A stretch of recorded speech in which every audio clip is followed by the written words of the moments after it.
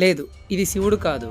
మన భారత దేవుడైన శివుడు కాదు. తల మధ్యలో మూడో కన్ను ఉన్నప్పటికీ ఈ పురాతన విగ్రహాలు భారతదేశపు విగ్రహాలు కావు. అవి గ్రీస్ మరియు రోమ్ లో కనిపిస్తాయి. అయితే శివుడిలా మూడో కన్ను ఉన్న ఈ వ్యక్తి ఎవరు? అతని పేరు సైక్లాప్స్. అవును, పురాతన గ్రీకు గ్రంథాలలో సైక్లాప్స్ ని బలమైన పురుషత్వం ఉన్న వ్యక్తిగా చూపించారు. అతని నుదుటిపై మూడో కన్ను ఉంటుంది మరియు అతను ఒకడు మాత్రమే కాదు, అతను లాగానే చాలా మంది సైక్లాప్స్లు పురాతన రచనలలో ప్రస్తావించబడ్డారు. వాళ్ళు శివుని యొక్క వంశావస్తుల, లేక ఆయనతో వీళ్ళకి ఏదైనా సంబంధం కలిగి ఉందా? లేకపోతే శివుడికి మరియు సైక్లాప్స్ కి మధ్య ఇంత అద్భుతమైన పోలిక ఎందుకుంది? కానీ ఇక్కడ నుంచే విషయం ఇంకా విచిత్రంగా మారుతుంది. ఒకసారి ఊహించండి, గ్రీక్ గ్రంథాల్లో మూడో కన్ను అంటే ఏమిటి? అగ్ని. అవును, మూడో కన్నును మండే బటికి ప్రతీకగా చెప్తారు. ఎందుకంటే సైక్లాప్స్లు అగ్నితో పనులు చేయడంలో, ఇనుమును మలచడంలో నిపుణులు. మరియు ఇదే విషయం